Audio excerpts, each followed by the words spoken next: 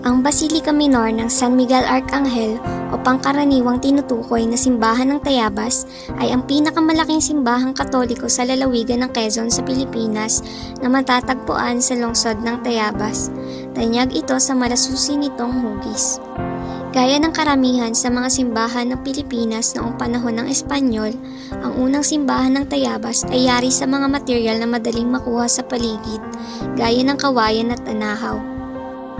Noong 1585, ipinatayo ng mga Pransiskanong praile ang simbahan sa ilalim ng patronato ni San Miguel Arcangel.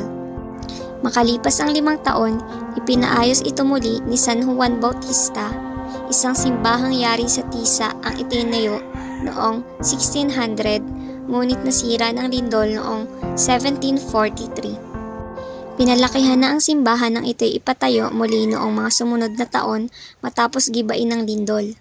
Higit pa itong pinalakihan noong 1856 nang ipinagawa ang transepto at kupola. Pinalitan ang tisa nitong bubong ng galbanisadong yero noong 1894. Kinilala ang simbahan bilang isang pambansang